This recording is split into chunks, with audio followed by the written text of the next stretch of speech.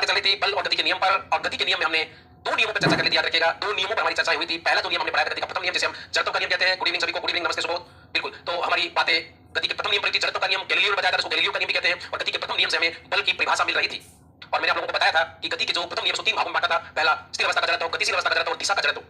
और इसमें मैंने आप लोगों को बताया था कि कोई वस्तु गतिशील है तो गतिशील बनना चाहती है, स्थिर है तो स्थिर बनना चाहती है, और किसी दिशा में गतिशील है तो उसी दिशा में गति करना चाहती है जब तक उस पर कोई बाह्य बल ना लगाया जाए। इसका मतलब बल लगाकर किसी वस्तु की स्थिति में परिवर्तन कर सकते हैं। तो बल की परिभाषा भी तो यही थी कि बल भौतिक साधन है या भौतिक कारक होता है जो किसी वस्तु की स्थिति में परिवर्तन कर सकता है, गतिशील वस्तु को स्थिर कर सकता है, स्थिर वस्तु को गतिशील कर सकता है। तो ये हमारी बातें हो गई थी, याद रखिएगा। इसके बाद हमने दूसरा नियम स्टार्ट किया था, गति का दूसरा नियम। गति का दूसरा नियम हमने स्टार्ट किया था, गति का सेकंड लॉ या गति का दूसरा नियम। और दूसरा जो नियम था वो संवेग में परिवर्तन की दर।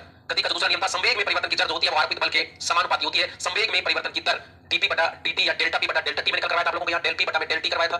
यही तो था संवेग में परिवर्तन। p को हम संवेग लिखते हैं, संवेग में परिवर्तन की दर आरोपित बल के समानुपाती होती है। जब भी समानुपाती का चिन्ह हटेगा तो बराबर आएगा और कोई कांस्टेंट वैल्यू आएगी डेल्टा p बटा में डेल t। ये डेल्टा लिखते हैं, इसको डेल्टा लिखते हैं, याद रखिएगा। k को हम 1 मान लेते हैं, सुविधा की दृष्टि से 1 मान लेते हैं, तो f जो होता है वो डेल p बटा में डेल t आ जाता है। डेल p बटा में डेल t आ जाता है, बराबर डेल p बटा में डेल t। तो संवेग में परिवर्तन की दर को समय मापते हैं। संवेग में परिवर्तन दर आरोपित बल के बराबर होती है। ये भी तुम्हारा द्वितीय नियम ही है, ये भी तुम्हारा द्वितीय नियम। इसको आगे बढ़ा रहे थे तो हमने पढ़ा था p बराबर संवेग बराबर होता है द्रव्यमान गुणा में वेग। तो मैं यहां इसका मान रख देता हूं, तो f बराबर डेल mv, p की जगह mv आ जाएगा, बटा में डेल्टा t आ गया था। और द्रव्यमान में कभी भी बदलाव नहीं होता है। बदलाव वेग में हो सकता है, वेग कम या ज्यादा हो सकता है, द्रव्यमान में कभी बदलाव नहीं हो सकता। द्रव्यमान कभी भी कहीं भी चेंज नहीं होता है। तो m को बाहर ले आते हैं, हम m को बाहर जब ले आएंगे, f बराबर m डेल v बटा डेल t। तो ये होगा तुम्हारा वेग में परिवर्तन। और वेग में जो परिवर्तन होता है, वेग में जो परिवर्तन होता है वो तुम्हारा त्वरण होता है। तो f बराबर हो जाएगा ma, f बराबर हो जाएगा ma, क्योंकि dv बटा dt वेग में परिवर्तन की दर, वेग में परिवर्तन की दर त्वरण के बराबर होती है। वेग में परिवर्तन की दर त्वरण के बराबर होती है, याद रखिएगा। और इसलिए f बराबर ma आ गया है। बिल्कुल गुड साहब, बिल्कुल गुड इवनिंग सभी को, गुड इवनिंग, नमस्कार सभी को। चलिए, तो f बराबर हो गया तुम्हारा ma, f बराबर तुम्हारा ma हो गया है, याद रखिएगा। तो ये तो तुम्हारा बल का सूत्र था, यही तो तुम्हारा बल का सूत्र था भाई। द्रव्यमान, किसी वस्तु के द्रव्यमान और त्वरण के गुणनफल को हम बल कह रहे थे। तो गति के द्वितीय नियम से हमें बल का सूत्र प्राप्त होता है। गति के द्वितीय नियम से हमें बल का सूत्र प्राप्त होता है, और इसी को हम आधारभूत नियम भी कहते हैं। क्योंकि गति के द्वितीय नियम से हमें बल की परिभाषा भी मिलती है और बल के गुण भी मिल जाता है, याद रखिएगा। इसलिए हम गति के द्वितीय नियम को याद रखिएगा, हम आधारभूत नियम भी कहते हैं। गति के द्वितीय नियम को आधारभूत नियम कहा जाता है। तो इस प्रकार हमें बल का सूत्र प्राप्त हो रहा है, तो ये गति का द्वितीय नियम हो गया है। अच्छा, आगे बढ़ रहे हैं। अब ये बातें हमारी कल पढ़ ली थी हमने। अब सुनिएगा दो बातों को और। थोड़ा सा बात मैं यहाँ आवेग की करवा रहा हूं। इंपल्स या आवेग क्या है, इंपल्स या आवेग क्या है, ध्यान से सुन लेना। जब बहुत बड़ा बल सूक्ष्म समय पर किसी वस्तु पर आरोपित होता है, कोई बहुत बड़ा बल थोड़े समय के लिए किसी वस्तु पर आरोपित होता है, तो उस बल और समय अंतराल का जो गुणा होता है, इन दोनों का जो गुणनफल होता है वो आवेग कहलाता है। दोबारा सुनो, अगर बहुत बड़ा बल किसी वस्तु पर थोड़े समय अंतराल के लिए आरोपित होता है, 1 सेकंड 2 सेकंड के लिए आरोपित होता है, बहुत बड़ा बल, बहुत ज्यादा वैल्यू वाला बल, तो उस बल और समय अंतराल के गुणनफल को हम आवेग कहते हैं। क्या लिखेंगे, आवेग क्या होता है, ध्यान से सुनते चलिएगा। जब एक बहुत बड़ा बल जो होता है, बहुत बड़ा बल जो होता है वो अल्प समय के लिए किसी वस्तु पर आरोपित होता है, तो उसी को हम आवेग कहते हैं। जब कोई बड़ा बल आवेग, इंपल्स बोलते हैं इसे, इंपल्स बोलते हैं, याद रखिएगा। जब बहुत बड़ा बल सेकंड लो में करवा रहा हूं, ध्यान सुन लेना। सेकंड लो में एक छोटा सा टॉपिक में आवेग का करवा रहा हूं। जब बहुत बड़ा बल किसी वस्तु पर अल्प समय अंतराल के लिए आरोपित होता है, अल्प समय अंतराल के लिए आरोपित मतलब लगता है, आरोपित होता है, तो बल तथा समय अंतराल के गुणनफल को, तो बल तथा समय अंतराल के गुणनफल को आवेग कहते हैं।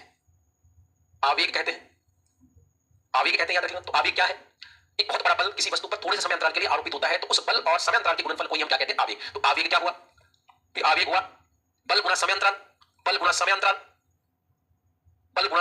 तो ध्यान सुनना, बल गुणा समय अंतराल, आवेग को लिखेंगे आई से, इसको आई से या जे से भी लिख सकते हैं। तो आई से लिख रहे हैं इंपल्स आई, बल को एफ से लिखा जाता है, समय अंतराल को डेल्टा टी से। समय में अंतराल हो रहा है, समय अंतराल, तो याद रखिएगा समय अंतराल है 1 सेकंड 2 सेकंड के बीच समय, उस प्रकार समय अंतराल है, तो एफ डेल्टा टी। तो ये हो जाएगा आई बराबर एफ डॉट डेल्टा टी। तो ये हो गया तुम्हारा एक आवेग, ये हो गया तुम्हारा आवेग। बहुत छोटे समय अंतराल के लिए किसी वस्तु पर बल आरोपित होता है, तो इन दोनों के गुणनफल को ही आवेग कहते हैं, इसी को हम आवेग कहते हैं।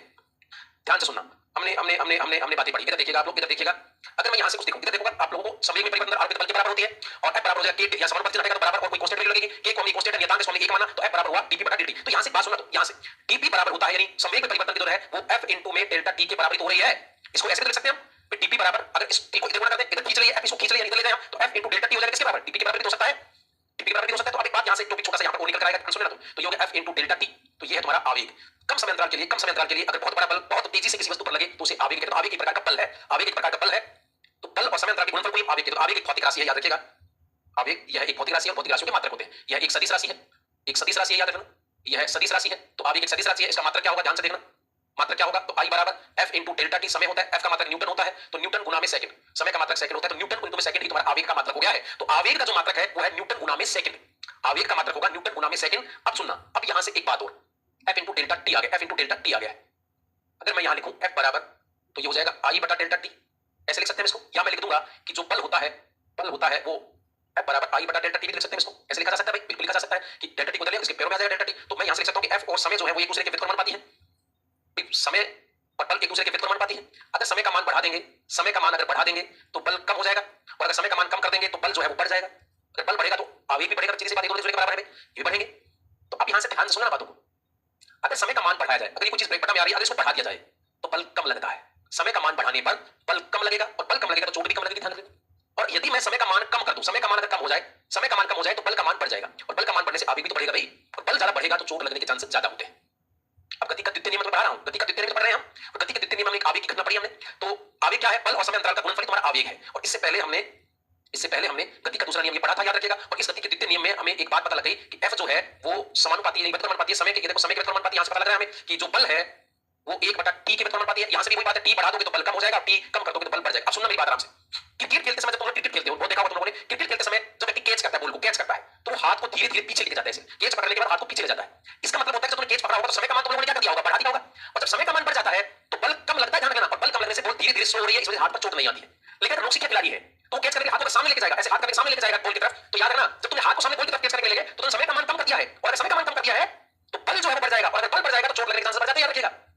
इसी समय इसीलिए जो क्रिकेट के खिलाड़ी होते हैं, जब बॉल को कैच करते हैं तो वो समय वो हाथ को ऐसे पीछे करके लेके जाते हैं और बॉल को धीरे धीरे स्लो करते हैं। तो बॉल धीरे टाइमिंग बढ़ा देते हैं हम लोग, और टाइमिंग जब बढ़ जाती है तो याद रखिएगा बल जो है वो कम लगता है, इस वजह से हाथों पर चोट नहीं आती है। लेकिन अगर शॉट मारा और हम बॉल को कैच करके हाथ को सामने लेके चले गए तो हमने समय का मान कम कर दिया, बॉल तेजी से हमारे पास आ गई, समय का मान कम कर दिया, जिस वजह से बल अधिक लगेगा, इस वजह से हाथ पर चोट लग सकती है। तो प्रश्न आता है क्या कारण है कि क्रिकेट का खिलाड़ी बॉल को कैच करते समय हाथों को पीछे लेके जाता है? इसका मतलब है कि समय का मान बढ़ाने से बल कम लगता है। और सुनिए आप लोग, जब तुम लोग किसी ऊंचाई से गिरते हैं या ऊंची कूद में जब हम बात करते हैं, ऊंची कूद में तो आगे की जमीन जो होती है वो बिल्कुल मुलायम बना दी जाती है। तो कोई व्यक्ति अगर सीधे पक्के फर्श पर गिरे और एक मिट्टी जो बिल्कुल सिंपल पोल पर बनाई गई आपकी जो मुलायम बनाई गई उस पर गिरे, देखा होगा तुम लोग जब ऐसे कूदते हैं हम तो गांव में या कहीं पर जब ऊंची कूद खेलते हैं तो आगे की मिट्टी जो है वो बिल्कुल मुलायम बना दी जाती है। इसका कारण है कि जब व्यक्ति उस पर जाकर गिरेगा तो मिट्टी मुलायम होने की वजह से वो धीरे धीरे जाकर स्लो होगा, या धीरे स्लो होगा, तो समय का मान को बढ़ा देता है, और समय का मान बढ़ने से बल जो है वो कम लगता है, जिससे चोट लगती है। अगर वही व्यक्ति अगर समतल सतह पर गिरता है या फर्श पर जाकर गिरेगा तो जाकर जैसे ही गिरेगा तो समय का मान क्या होगा? क्योंकि वो जल्दी स्लो हो जाएगा, तो समय का मान क्या होगा? कम। समय का मान कम होने से बल क्या लगता है? ज्यादा लगता है। यही कारण होता है कि पक्के फर्श की तुलना में अगर हम मुलायम मिट्टी पर गिरते हैं तो चोट कम लगती है। पक्के फर्श की तुलना में यदि हम मुलायम मिट्टी पर गिरते हैं तो चोट कम लगने का कारण, क्योंकि जब मिट्टी पर गिरेंगे तो अंदर फंसेंगे, उसमें स्लो होने में टाइम ज्यादा लगेगा, और इस वजह से टाइम ज्यादा लगने से बल कम हो जाता है। वही अगर फर्श से पक्के फर्श पर गिरेंगे तो जल्दी से गिरेंगे उसके ऊपर, और जैसे गिरेंगे टाइम कम, स्लो होने में टाइम कम हो गया, और इस वजह से बल ज्यादा लगने से चोट ज्यादा लगती है। अच्छा, और सुनो, तुम लोगों ने देखा होगा कि जब हम बर्फ की सिल्ली को तोड़ते हैं, देखो कराटे खिलाड़ी बर्फ की सिल्ली को तोड़ा जाता है तो वो क्या करता है? ध्यान से सुनना, वो क्या करता है? बर्फ की सिल्ली के ऊपर एक झटके में छोड़ देते हैं। झटके में छोड़ देने का मतलब है कि समय का मान कम कर रहा है, और अगर समय का मान कम हो जाता है तो बल ज्यादा लगता है, और बल अगर ज्यादा लगेगा, याद रखिएगा, बल अगर ज्यादा तो सिल्ली बर्फ की सिल्ली टूट जाती है झटके में।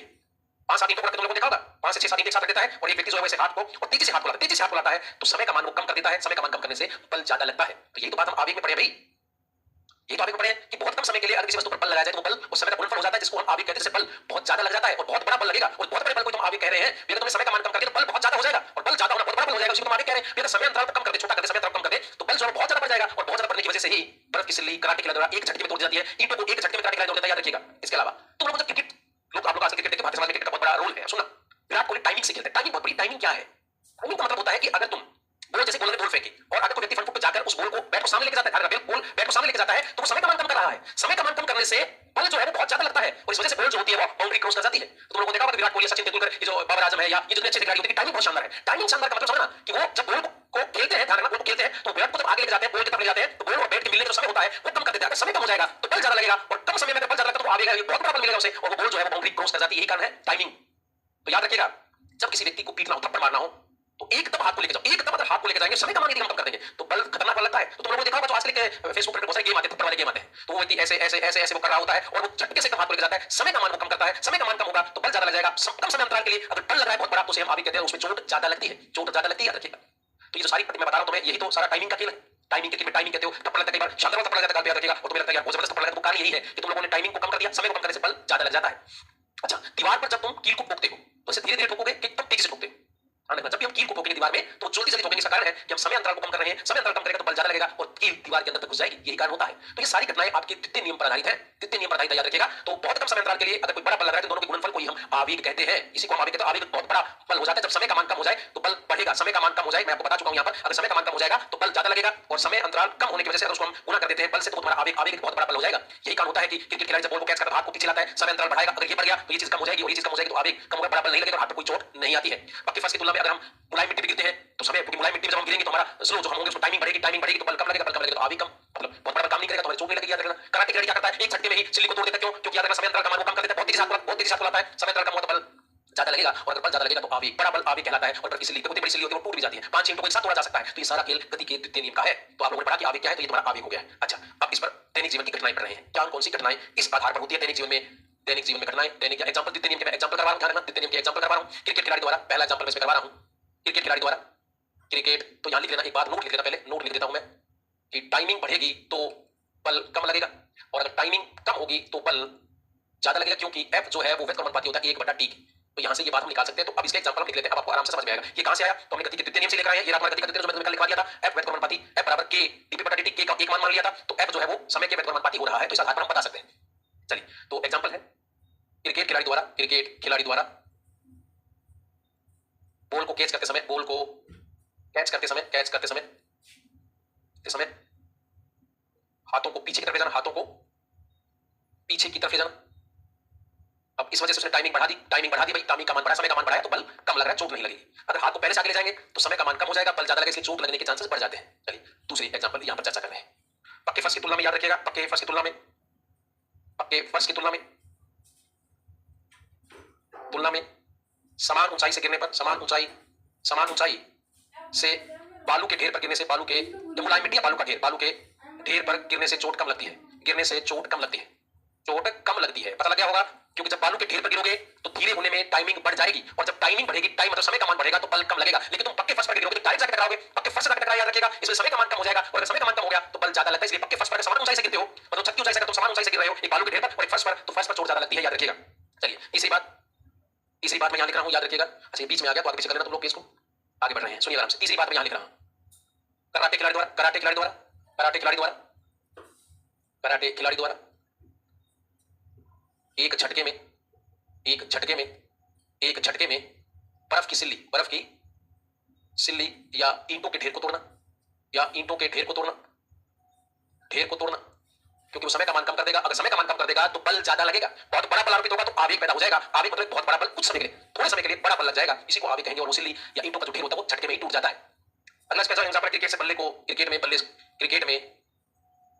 में बल्ले से गेंद पर शॉट मारना। तो ध्यान सुनना, जब भी क्रिकेट से शॉट मारोगे तो बैट को बॉल की तरफ लेके जाओगे, जितना तेजी से बैठ जाएगा, समय का मान कम होगा, समय का मान कम होने से बल ज्यादा लगेगा, मतलब कम समय अंतराल में ज्यादा बल लग जाएगा और आवेग उत्पन्न हो जाएगा। इस वजह से बॉल बाउंड्री से बाहर चली जाती है। तो कई लोगों को तुमने देखा होगा, चोट भी नहीं लगाते हैं और वो बॉल को बाउंड्री से बाहर पहुंचा देते हैं, याद रखिएगा। सिर्फ टाइमिंग का खेल होता है, याद रखिएगा, सिर्फ टाइमिंग का खेल होता है। इसके अलावा पिंग पोंग बॉल देखा होगा तुम लोगों ने, पिंग बॉल से जो एक डब्बा सा बना होता है, पिंग पोंग वाला खेल होता है, उसमें वो बॉल को फेंकते हैं ऐसे, और वो जल्दी से जाएगा, तो वो बॉल इस प्रकार आपकी पिंग बॉल में उसमें गिर जाएगी। तो ध्यान सुनिएगा, छड़ी द्वारा पिंग पोंग की गेंद को पाले में भेजना। तो छड़ी द्वारा पिंग पोंग की बॉल को ये बॉल को पाले में भेजना, ये सारा खेल तुम्हारा समय कम बल ज्यादा लगना होता है, समय कम और बल इसमें से ज्यादा लग जाएगा। तो ये तुम्हारा गति का द्वितीय नियम हुआ। गति का द्वितीय नियम संवेग में परिवर्तन की दर है, समय बढ़ाओगे तो बल कम लगेगा, समय कम होगा तो बल ज्यादा लग जाएगा, और अगर समय बहुत कम कर दो तो बल बहुत ज्यादा लग जाएगा और बहुत बड़ा बल तुम्हारा आवेग कहलाता है। तो आवेग, आपसे पूछेगा आवेग है क्या, तो याद रखिएगा, आवेग तुम्हारा एक प्रकार का बल है, उम्मीद करता हूं कि पांचों एग्जांपल आप लोगों को समझ में आए होंगे। इसी प्रकार एक छोटा सा इसमें टॉपिक तुम्हारा हो रहा है, आवेग संवेग प्रमेय। इसी के अंदर टॉपिक करवा देता हूं तुम्हें, आवेग संवेग प्रमेय। ये क्या ध्यान रखना, आवेग संवेग प्रमेय क्या है, तो सुनिए आराम से, कहानी क्या है। तो मैं यहां पर आ रहा हूं पहले पेज पर, इधर ध्यान देना। ये तुम्हारा है F, अगर मैं k का मान यहां 1 कर दूं तो F बराबर dp बटा में dt आ जाएगा, F बराबर dp बटा में dt आ जाता है। ये रहा तुम्हारा F बराबर dp बटा में dt।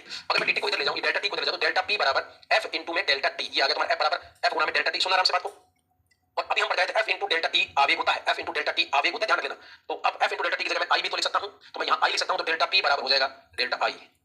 तो ये होगा तुम्हारा I, याद रखिएगा। तो ये हो गया तुम्हारा आवेग, ये तुम्हारा आवेग हो गया। दोबारा देखते हैं, दोबारा सुनिए आराम से बातों को। आवेग संवेग प्रमेय क्या है, ध्यान से सुनना। चूंकि हमें पता है कि F जो होता है बराबर है आपका F बराबर है डेल्टा P बटा में डेल्टा T के, ये रहा है F, ये है। तो डेल्टा P बराबर आ जाएगा F इनटू डेल्टा T। ये लो, इसको P को ले जाओ। चूंकि हम पढ़ कर आए हैं I बराबर होता है F into delta T। F into delta T किसके बराबर होता है, F इनटू डेल्टा T किसके बराबर होता है, तो I के बराबर होता है, आवेग के बराबर। आवेग का सूत्र पढ़ा कर आए थे, तो डेल्टा P बराबर हो जाएगा I। ये लो, ये हो गई तुम्हारी आवेग संवेग प्रमेय, ये हो गई तुम्हारी आवेग संवेग प्रमेय। तो आवेग क्या है, संवेग में परिवर्तन को ही, ध्यान सुनना। तो यहां से आवेग क्या है, तो आवेग हो जाएगा I बराबर, अगर मैं लिखूं I बराबर हो जाएगा डेल्टा P। तो इसको तो कैसे लिख सकते हो, ध्यान सुनना। संवेग में परिवर्तन को ही तो आवेग कहते हैं, इसको क्या लिख सकते हैं हम, संवेग में, डेल्टा P का मतलब संवेग में परिवर्तन, और संवेग में परिवर्तन को ही आवेग कहते हैं। संवेग में परिवर्तन को आवेग कहते हैं, संवेग में परिवर्तन को आवेग कहते हैं, याद रखना।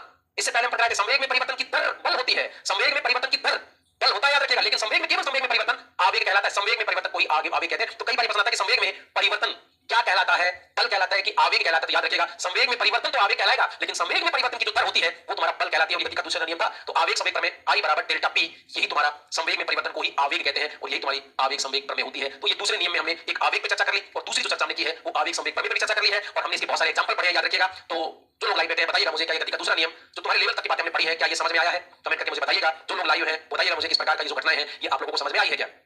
बिल्कुल राज आया, बिल्कुल बिल्कुल सुमन बहुत बढ़िया, विवेक विनोद बहुत बढ़िया, आप लोगों को चीजें समझ में आ रही है, बहुत बढ़िया। चलिए, तो ये हो गया तुम्हारा गति का दूसरा नियम। इसके बाद हम बात कर रहे हैं गति के तीसरे नियम पर। तो गति का तीसरा नियम मैं तुम्हें पढ़ा रहा हूं, तो यहां पर अब आ गया गति का तीसरा नियम। गति का तीसरा नियम, और गति का जो तीसरा नियम होता है, ये जो नियम होता है याद रखिएगा, इसे क्रिया प्रतिक्रिया का नियम कहते हैं। क्रिया प्रतिक्रिया का नियम, क्रिया प्रतिक्रिया का नियम। तो ये नियम क्या है, ध्यान सुनना। इस नियम के अनुसार किसी वस्तु पर जितना क्रिया बल लगता है वो वस्तु भी दूसरी वस्तु पर उतना ही प्रतिक्रिया बल लगाती है, जिनके मान दोनों के समान होते हैं लेकिन दिशा एक दूसरे के विपरीत होती है। दोबारा सुनिएगा, यदि किसी वस्तु पर जितना क्रिया बल लगता है वो वस्तु दूसरी वस्तु पर उतना ही प्रतिक्रिया बल लगाती है, इसी को हम कहते हैं न्यूटन की गति का तीसरा नियम, जिसे क्रिया प्रतिक्रिया का नियम कहते हैं। यदि किसी वस्तु पर कोई क्रिया बल लगेगा तो वस्तु भी दूसरी वस्तु पर उतना ही प्रतिक्रिया बल लगाती है। अब देखना कैसे, जैसे तुम लोग चल रहे हो, तो जब हम जमीन पर चलते हैं, धरती पर चलते हैं, जमीन पर चलते हैं, तो हम अपने पैरों से जमीन को पीछे की तरफ धकेलते हैं, याद रखना पीछे की तरफ धकेलते हैं, तो जमीन भी तो हमें आगे धकेल रही है। जितना क्रिया बल हम जमीन पर लगाते हैं उतना ही प्रतिक्रिया बल हमारे ऊपर जमीन लगाती है और इस वजह से हम चल पाते हैं। अगर हम चल रहे हैं और किसी ईंट के ऊपर जब हमारी ठोकर लगती है तो जितना बल हम उस ईंट पर लगा रहे हैं, ईंट भी विपरीत दिशा में हमारे ऊपर उतना ही प्रतिक्रिया बल लगाती है, जिस वजह से हमें चोट लग सकती है। अगर मैं इस दीवार को धकेलूं और इस बोर्ड को धकेलूं तो ये बोर्ड भी मेरे ऊपर उतना ही बल लगाता है जितना मैं इस बोर्ड पर बल लगाऊंगा। तो इसे कहते हैं क्रिया प्रतिक्रिया का नियम। तो क्रिया प्रतिक्रिया का नियम क्या है? किसी वस्तु पर जितना क्रिया बल लगाया जाता है वो वस्तु भी दूसरी वस्तु पर उतना ही प्रतिक्रिया बल लगाती है। ये दिशा में एक दूसरे के विपरीत होते हैं लेकिन इनका मान बराबर होता है, इनका मान बराबर होता है। तो ये तुम्हारा क्रिया प्रतिक्रिया का नियम होता है। तो गति का जो तीसरा नियम है, गति का जो तीसरा नियम है जिसे कहते हैं क्रिया प्रतिक्रिया का नियम, ये क्या है? जब किसी एक वस्तु पर जब कभी किसी एक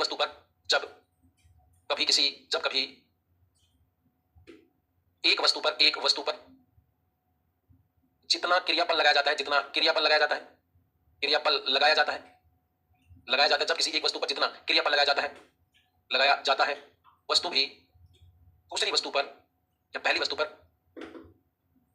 वस्तु पर उतना ही प्रतिक्रिया बल लगाती है, तो एक वस्तु जब किसी दूसरी वस्तु पर प्रतिक्रिया बल लगाएगी तो वो दूसरी वस्तु भी पहली वस्तु पर उतना ही प्रतिक्रिया बल लगाती है। इसका मान क्रिया प्रतिक्रिया बल का मान समान होता है, प्रतिक्रिया बल का मान समान होता है, लेकिन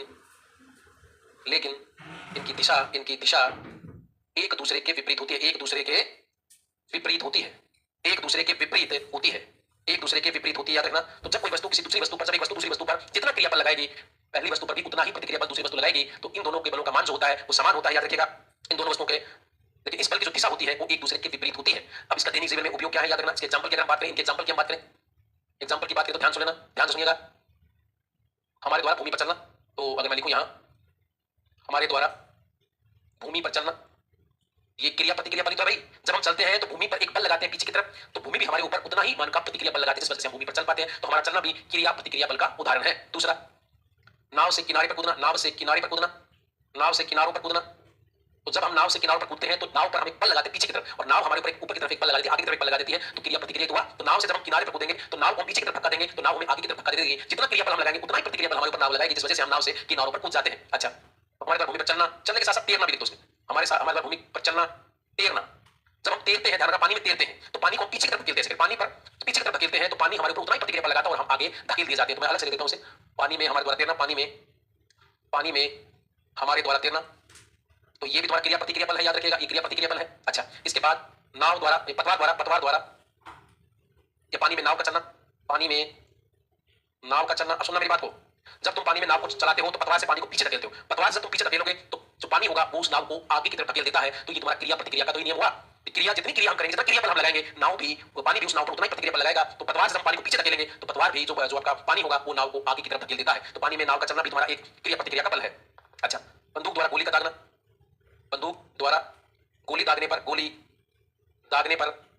पीछे की तरफ झटका लगना, पीछे की तरफ झटका लगना। तो पीछे की तरफ झटका लगता है वो भी तुम्हारा क्रिया प्रतिक्रिया का है। जब हमने बंदूक में गोली को छोड़ा, गोली पर हमने बल लगाया, क्रिया बल किया, तो गोली भी उस बंदूक पर पीछे की तरफ प्रतिक्रिया बल लगाती है, जिससे जो बंदूक चलाने वाला व्यक्ति उसको पीछे तरफ झटका लगता है, वो झटका लगने का कारण प्रतिक्रिया बल होता है। जब बंदूक, याद रखना, जब बंदूक क्रिया बल लगाती है गोली के ऊपर, तो गोली भी उस बंदूक पर पीछे तरफ झटका लगाती है, जिस वजह से कई बार कंधे को चोट लग जाती है। इस वजह से जब बंदूक को चलाई जाती है उसको कंधे से बिल्कुल सटा कर रखा जाता है, याद रखना, जिससे उसका द्रव्यमान बहुत ज्यादा बढ़ा दिया जाता है, इस वजह से झटका नहीं लगता है। तो बंदूक द्वारा गोली दागने पर पीछे तरफ झटका लगने का कारण भी तुम्हारा क्रिया प्रतिक्रिया बल ही होता है। इसके अलावा रॉकेट का प्रक्षेपण, रॉकेट का प्रक्षेपण ये भी तुम्हारा क्रिया प्रतिक्रिया बल पर आधारित होता है। जो तुम्हारी रॉकेट होती है यहाँ पर बहुत सारा ईंधन भरा होता है, इसमें बहुत सारा ईंधन भरा होता है और इसमें साथ में ऑक्सीकारक पदार्थ भरे होते हैं। जब ये ऑक्सीकारक पदार्थ इस ईंधन को जलाया जाता है, इस ईंधन को जलाया जाता है तो बहुत सारी गैसें नीचे निकलती है। ये गैसें बहुत सारी नीचे तरफ फेंकी जाती है। जब इन गैसों को नीचे तरफ फेंकी जाती है तो गैसें की इस रॉकेट पर ऊपर की तरफ बल लगा देती है। इस वजह से जब ये गैसें नीचे तरफ बल लगता है और ये गैसें रॉकेट पर ऊपर की तरफ लगाती है तो रॉकेट ऊपर की तरफ चला जाता है। तो रॉकेट का प्रक्षेपण भी क्रिया प्रतिक्रिया नियम का उदाहरण है, तो याद रखिएगा। और इसके अलावा आप लोगों ने देखा होगा कि जो दमकल कर्मी होते हैं, जब वो पानी की पाइप से पानी छोड़ते हैं, याद रखना, तो उस पाइप को 2 या 3 लोग पकड़ के रखते हैं। इसलिए पकड़ रखते हैं जब पानी पाइप से निकलेगा तो उस पाइप से जब उस पर दबाव लगाया जाएगा पानी की बौछार बहुत तेज निकलती है और वो भी, तो याद रखिएगा। पैकेज आया है, पढ़ लीजिएगा, ध्यान रखिएगा आप लोग। तो जो दमकल कर्मी होते हैं वो पानी की पाइप को पकड़े रखते हैं, इसलिए कि जब पानी उस पाइप पे से निकलेगा तो उस पानी पे दाब लगा होगा, बल लग रहा होगा और वो पानी के पीछे पाइप के बल लगाया जाता है। इस वजह से दमकल कर्मी जब भी आग को बुझाते समय पाइप को पकड़ते हैं, पाइप से पानी छोड़ते हैं तो 2-3 लोग उस पाइप को पकड़े रहते हैं। इसका कारण है क्रिया प्रतिक्रिया का नियम। तो दमकल कर्मियों द्वारा पानी की पाइप को जोर से पकड़े रहना, 2-3 लोग पकड़े रखते हैं, याद रखना। ये भी तुम्हारा क्रिया प्रतिक्रिया का नियम है, याद रखिएगा। तो जितना भी किसी वस्तु पर क्रिया बल लगाते हैं वो वस्तु भी हमारे को उतना ही प्रतिक्रिया बल लगाती है। इसे क्रिया प्रतिक्रिया का नियम कहते हैं। ये गति का तीसरा नियम है और इससे हमें बल का गुण प्राप्त होता है कि बल जो होता है वो कभी अकेला नहीं होता। जितना बल हम किसी वस्तु पर लगाएंगे उतना ही हम प्रति वस्तु पर लगाएगी। तो याद रखिएगा, बल हमेशा जोड़े में लगता है, बल हमेशा युग्म में लगता है। याद रखिएगा, अकेले बल का कोई अस्तित्व नहीं है, बल हमेशा युग्म में लगता है। तो गति के तीसरे नियम से क्या प्राप्त होता है? गति के तीसरे नियम से बल की प्रकृति या गुण प्राप्त होता है। प्रकृति का पता चलता है, याद रखिएगा। गति के तीसरे नियम से बल की प्रकृति या गुण का पता चलता है। अच्छा, बल हमेशा युग्म में कार्य करते हैं। अकेले बल का कोई अस्तित्व नहीं होता, याद रखना। अकेले बल का कोई अस्तित्व नहीं है। बल हमेशा युग्म में लगता है, बल हमेशा जोड़े में या युग्म में लगता है, बल हमेशा युग्म में लगते हैं। तो ये हो गया तुम्हारा गति का तीसरा नियम। तो हमने गति का प्रथम नियम पढ़ा, हमने गति का द्वितीय नियम पढ़ा और हमने गति का तृतीय नियम पढ़ा। गति के प्रथम नियम से बल की परिभाषा मिल रही थी, गति के द्वितीय नियम से बल का सूत्र प्राप्त होता है और गति के तृतीय नियम से हमें बल की प्रकृति या गुण का पता चलता है कि बल कभी भी अकेला काम नहीं करता है, बल हमेशा जोड़े में लगाया जाता है। जब हम पृथ्वी पर चलते हैं तो हम जो पृथ्वी पर बल लगा रहे होते हैं उसी प्रकार पृथ्वी भी हमारे ऊपर बल लगा रही होती है, याद रखिएगा। और यही है तुम्हारा क्रिया प्रतिक्रिया का नियम। तो क्रिया बल और प्रतिक्रिया बल दोनों का मान समान होता है लेकिन इनकी दिशा अलग होती है, याद रखना। इनका मान समान होगा, दोनों का क्रिया बल जितना लगेगा उतना ही प्रतिक्रिया बल लगेगा। इनका मान समान होगा लेकिन इनकी दिशा जो है अलग होती है। और गति के अकेले बल का कोई अस्तित्व नहीं है, याद रखिएगा। बल हमेशा युग्म में कार्य करता है, बल हमेशा, याद रखिएगा, जोड़े में काम करता है, युग्म में काम करता है। तो ये था तुम्हारा गति का याद रखिएगा 3 नियम और तीनों नियमों हमने डिटेल से चर्चा कर लिया, याद रखिएगा। डिटेल से चर्चा हो गई है, कुछ और बलों के बारे में हम बात करते हैं। चलिए, तो अगला हम पढ़ रहे हैं अभिकेंद्रीय सेंट्रीपिटल फोर्स, अभिकेंद्रीय बल। ये क्या है? अब ध्यान सुनना, अभिकेंद्रीय बल क्या होता है? अभिकेंद्रीय बल, जब भी कोई वस्तु किसी वर्ताकार पथ पर चक्कर लगाती है, जब भी कोई वस्तु किसी वर्ताकार पथ पर चक्कर लगाएगी तो चक्कर लगाने के लिए जो बल उसे चाहिएगा उसे हम कहेंगे अभिकेंद्रीय बल। इस बल के बिना कभी भी वो वर्ताकार पथ पर चक्कर नहीं लगा सकती है। मैं फिर रिपीट कर रहा हूं, जब भी कोई वस्तु किसी वर्ताकार पथ पर चक्कर लगाती है तो पथ के केंद्र की तरफ बल लगता है, उसे हम कहते हैं अभिकेंद्रीय बल। और इसी अभिकेंद्रीय बल के कारण ही वो वस्तु उस वर्ताकार पथ पर चक्कर लगाती है। जैसे देखना, तुम लोगों ने देखा होगा किसी रस्सी से पत्थर बांधकर जब तुम उसको घुमाते हो, ऐसे घुमा रहे हो तो पत्थर जो वर्ताकार पथ पर चक्कर लगा रहा है उस पथ पर देखो रस्सी बंधी हुई है और उस पथ पर केंद्र की तरफ बल लगा होता है, उसे ही हम कहते हैं अभिकेंद्रीय बल। और इस बल के बिना कभी भी कोई वस्तु वर्ताकार पथ पर गति नहीं कर सकती है। तो जब भी कोई वस्तु किसी वर्ताकार पथ पर चक्कर लगाती है तो केंद्र की तरफ बल लगता है, जिसे हम अभिकेंद्रीय बल कहते हैं। जैसे देखना, चंद्रमा जो है पृथ्वी के चारों ओर चक्कर लगा रहा है। चंद्रमा पृथ्वी के चारों ओर चक्कर इसलिए लगा रहा है कि चंद्रमा पर पृथ्वी पर लगाती है, जिसे गुरुत्वाकर्षण बल कहते हैं। और इसी गुरुत्वाकर्षण बल के कारण ही चंद्रमा पृथ्वी के चारों ओर वर्ताकार कक्षा में चक्कर लगा रहा होता है। सूर्य जो होता है पृथ्वी के चारों ओर चक्कर लगाते हैं, पृथ्वी जो है सूर्य के चारों चक्कर लगाती है। क्यों? क्योंकि सूर्य पृथ्वी को एक सूर्य का केंद्र में बल होता है, जिसे कहते हैं जो सूर्य गुरुत्वाकर्षण बल होता है, उसी गुरुत्वाकर्षण बल के कारण वो पृथ्वी को खींचता है और इस वजह से पृथ्वी या अन्य ग्रह जो होते हैं सूर्य के चारों ओर चक्कर लगाने लग जाते हैं। यही कारण होता है इलेक्ट्रॉन जो होता है नाभिक के चारों चक्कर लगाता है, क्योंकि नाभिक उस इलेक्ट्रॉन पर एक बल लगाती है, केंद्र की तरफ बल लगता है, जिसे हम अभिकेंद्रीय बल कहते हैं। तो आप लोगों को बात समझ में आई होगी कि जब भी कोई वस्तु किसी वर्ताकार पथ पर चक्कर लगाती है तो उस पथ के केंद्र की तरफ बल लगता है, जिसे अभिकेंद्रीय बल कहते हैं। जैसे कई लोग गेड़ियां मारते हैं, याद रखना, हॉस्टल के चारों ओर गेड़ियां मार रहे होते हैं। उस हॉस्टल के चारों जो गेड़ियां लग रही होती हैं वो हॉस्टल में बैठे हुए उसी गुरुत्वाकर्षण बल का तो प्रमाण है, जिस वजह से कोई भी व्यक्ति जो होता है हॉस्टल के चारों ओर चक्कर लगाने लगता है वर्ताकार पथ पर, इसलिए चक्कर लगा रहा है कि उस हॉस्टल में कोई ना कोई ऐसा बल बैठा हुआ है जो उस वस्तु को अपनी ओर खींच रहा होता है। उसी वजह से वो वस्तु या कोई व्यक्ति जो है हॉस्टल या पीजी के चारों ओर चक्कर लगा रहा है, इस बल को हम अभिकेंद्रीय बल कहते हैं। तो आप लोगों को ये बात समझ में आ रही होगी अभिकेंद्रीय बल क्या होता है। तो ध्यान सुनिए, अभिकेंद्रीय बल, जब कोई वस्तु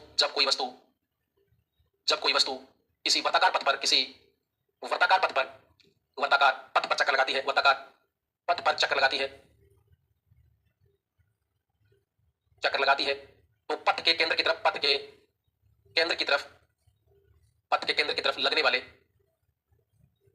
तो पथ के केंद्र की तरफ लगने वाले बल को अभिकेंद्रीय बल कहते हैं। तो पथ के केंद्र की तरफ लगने वाले बल को अभिकेंद्रीय बल कह रहे हैं। तो जब भी कोई वस्तु किसी वर्ताकार पथ पे चक्कर लगाती है तो पथ के केंद्र की तरफ लगने वाले बल को ही हम, जैसे कोई वस्तु है, यहाँ पर ये वस्तु कोई वर्ताकार पथ पे चक्कर लगा रही होती है तो इस पथ के केंद्र की तरफ जो बल लगता है, ये जो बल लगता है, इसी बल को ही हम कहते हैं अभिकेंद्रीय बल। यही तुम्हारा अभिकेंद्रीय बल होता है और इसी वजह से वस्तुएं किसी भी वर्ताकार पथ पर चक्कर लगाती है, याद रखिएगा। तो जब कोई वस्तु किसी वर्ताकार पथ पर, ये कोई वस्तु है और ये वर्ताकार पथ पे चक्कर लगाएगी तो पथ के केंद्र की तरफ जो बल लगेगा, जो इस वस्तु को अपनी ओर खींचेगा, इसी बल को हम कहते हैं अभिकेंद्रीय बल। और इसके एग्जांपल की हम बात करें, इसके एग्जांपल की हम बात करते हैं तो सूर्य के चारों ओर ग्रहों की गति, सूर्य के चारों ओर ग्रहों की गति, याद रखना ग्रहों की गति, सूर्य के चारों ओर ग्रहों की गति। तो सूर्य के चारों ओर जो ग्रह चक्कर लगाते सूर्य, उन ग्रहों को अपनी ओर आकर्षित करते हैं, जैसे सूर्य का गुरुत्वाकर्षण बल कहते हैं। और इसी गुरुत्वाकर्षण बल के कारण जो ग्रह होते हैं वो सूर्य के चारों ओर चक्कर लगाने लग जाते हैं। तो ये तुम्हारा एक अभिकेंद्रीय बल है। तो सूर्य का जो गुरुत्वाकर्षण बल होता है वो एक प्रकार का तुम्हारा अभिकेंद्रीय बल होता है, याद रखिएगा। तो सूर्य के चारों ओर ग्रहों की गति, अच्छा ग्रहों के चारों ओर, ग्रहों के चारों ओर उपग्रहों की गति, उपग्रहों की गति या उपग्रहों की गति, याद रखना। तो ग्रह के चारों ओर उपग्रहों की जो गति होती है वो भी तुम्हारा एक अभिकेंद्रीय बल होता है। तो पृथ्वी के चारों ओर जो चंद्रमा या जितने भी पृथ्वी उपग्रह जो पृथ्वी की कक्षा में चक्कर लगा रहे होते हैं, उनको चक्कर लगाने के लिए जो बल दिया जाता है वो पृथ्वी के गुरुत्वाकर्षण बल से मिलता है, याद रखिएगा। पृथ्वी का गुरुत्वाकर्षण, चंद्रमा का गुरुत्वाकर्षण, सूर्य का गुरुत्वाकर्षण, सबका गुरुत्वाकर्षण बल होता है, याद रखिएगा। जो वस्तु आपका भी गुरुत्वाकर्षण बल होता है, आप भी तो पृथ्वी को अपनी ओर खींच लेते हो, क्योंकि आपका द्रव्यमान बहुत कम है, इस वजह से ये अनुभव नहीं होता है तुम लोगों को। एक व्यक्ति भी दूसरे व्यक्ति को अपनी ओर आकर्षित करता है गुरुत्वाकर्षण बल के कारण। प्रत्येक वस्तु के अंदर एक बल होता है जिसे गुरुत्वाकर्षण बल कहते हैं, याद रखना। अच्छा, तो ग्रहों के चारों ओर उपग्रहों की गति, चाहे वो प्राकृतिक उपग्रह है चाहे वो कृत्रिम उपग्रह है। अच्छा, इसके अलावा क्या, तो नाभिक के चारों ओर इलेक्ट्रॉन की गति, नाभिक के चारों ओर इलेक्ट्रॉन की गति, इलेक्ट्रॉन की गति। तो नाभिक के चारों जो इलेक्ट्रॉन की गति होती है वो भी तुम्हारा एक गुरुत्वाकर्षण बल होता है, याद रखिएगा। गुरुत्वाकर्षण यानी वो प्रकार का आपका, वो आपका एक प्रकार का, याद रखिएगा, अभिकेंद्रीय बल होता है। किसी धावक द्वारा वर्ताकार पथ पे गति, किसी धावक द्वारा वर्ताकार पथ पे गति, पथ पर गति, ये भी तुम्हारा एक प्रकार का अभिकेंद्रीय बल है। घड़ी की सुइयों की गति, घड़ी के सुइयों की जो गति होती है ये भी तुम्हारा एक प्रकार की वर्ताकार पथ पे चक्कर लगाती है। तो इसके लिए जो बल दिया जाता है वो तुम्हारा अभिकेंद्रीय बल होता है। तो जब भी कोई वस्तु किसी वर्ताकार पथ पे चक्कर लगाएगी तो उस वस्तु पर केंद्र की तरफ बल लगेगा, जिसे हम अभिकेंद्रीय बल कहते हैं, जिसे हम अभिकेंद्रीय बल कहते हैं, याद रखिएगा, जिसे हम अभिकेंद्रीय बल कहते हैं, याद रखिएगा। तो ये है तुम्हारा अभिकेंद्रीय बल। तो जब भी कोई वस्तु किसी वर्ताकार पथ पे चक्कर लगाएगी तो उसके तरफ बल लगेगा, उसे अभिकेंद्रीय। अब ध्यान सुनना, मैंने कहा था किसी अकेले बल का कोई अस्तित्व नहीं है, तो केंद्र की तरफ खींचने वाला बल तुम्हारा अभिकेंद्रीय बल होगा। और जब कोई वस्तु वर्ताकार पथ पे चक्कर लगा रही होगी तो ध्यान सुनना कि वर्ताकार पथ पे कोई वस्तु चक्कर लगा रही है, ये वस्तु को चक्कर लगा रही है वर्ताकार पथ पे, तो इस वस्तु के केंद्र की तरफ लगने वाला बल तुम्हारा अभिकेंद्रीय बल है। लेकिन इस बल के बराबर और विपरीत दिशा में एक बल और लगेगा जो उसे बाहर खींचेगा, जो उसे बाहर खींचेगा, ये उसे अंदर खींचेगा। और इस वजह से इस वस्तु का इस वर्ताकार पथ पर एक निश्चित पथ बन जाएगा और ये वस्तु लगातार चक्कर लगाती रहेगी। तो पथ के केंद्र के बाहर की तरफ जो बल लगेगा उसे हम कहेंगे अपकेंद्रीय बल, उसे हम कहेंगे अपकेंद्रीय बल। और इस अपकेंद्रीय बल का जो मान होगा वो अभिकेंद्रीय बल के बराबर होगा, लेकिन दिशा जो होती है वो विपरीत होती है, दिशा विपरीत होगी, याद रखना, दिशा हमेशा विपरीत होगी। लेकिन जो बल का मान होगा वो बराबर होगा, ये माना जाता है। वास्तविकता में ऐसा बल है नहीं, ये हम मान लेते हैं, याद रखिएगा, कि जब कोई बल केंद्र की तरफ लगेगा तो बाहर की तरफ बल लगेगा, जिसे हम अपकेंद्रीय बल कहेंगे। और इस वजह से वो वस्तु को बाहर खींचेगा, अभिकेंद्रीय बल उसे अंदर खींचेगा, बाहर की तरफ जो बल खींचने वाला होता है उसे हम कहते हैं अपकेंद्रीय बल। और इसी बल के आधार पर ही तो हम ध्यान रखना, तुम्हारी अपकेंद्र मशीनें बनाई जाती है, अपकेंद्र मशीनें बनाई जाती है, जिसमें तुम्हारी दूध से मक्खन या क्रीम निकालने, दूध से क्रीम निकालने की जो मशीन होती है वो इसी सिद्धांत पर काम करती है। जब उस मशीन को घुमाया जाता है तो दूध के अंदर की जो वस्तु होती है वो बाहर की तरफ आ जाती है, जो आपकी क्रीम होती है वो बाहर आ जाती है। दही से मक्खन निकालने की मशीन जो होती है वो भी तुम्हारी इसी अपकेंद्रीय बल पर काम करती है। और वॉशिंग मशीन जो होती है वो भी तुम्हारे इसी अपकेंद्रीय सिद्धांत पर काम करती है कि जो चीजें बाहर की तरफ लगाएंगे, जैसे कपड़े से मेल बाहर निकल जाएगा, दही से मक्खन बाहर निकल जाएगा, और दूध से क्रीम बाहर निकल जाएगी। तो दूध से क्रीम निकालने की मशीन, दही से मक्खन निकालने की मशीन और तुम्हारा वॉशिंग मशीन, ये इसी अपकेंद्रीय बल के सिद्धांत पर काम करती है। ये प्रकृति का एक बल ऐसा है जिसे माना जाता है, वास्तविक में प्रकृति में कोई बल नहीं पाया जाता, ये केवल माना जाता है, इस प्रकार का बल होता है। अब आपने मौत का कुआं देखा होगा, मौत का कुआं आप लोगों ने देखा है कभी, तो मौत के कुएं में जब वो मोटरसाइकिल सवार इस प्रकार चक्कर लगाता है तो केंद्र की तरफ जो बल लगता है उसे अभिकेंद्रीय बल कहते हैं, और केंद्र के बाहर की तरफ जो बल लगता है उसे अपकेंद्रीय बल कहते हैं। और इसी वजह से उस व्यक्ति का एक संतुलन बना रहता है, और इस वजह से वो मौत के कुएं में आराम से चक्कर लगाता रहता है, आराम से चक्कर लगाता रहता है। तो मौत का कुआं अभिकेंद्रीय बल और अपकेंद्रीय बल का सबसे अच्छा एग्जांपल है। सबसे अच्छा एग्जांपल याद रखिएगा, आपसे पूछे कि अभिकेंद्रीय बल और अपकेंद्रीय बल का सबसे अच्छा एग्जांपल क्या है, तो मौत का कुआं है।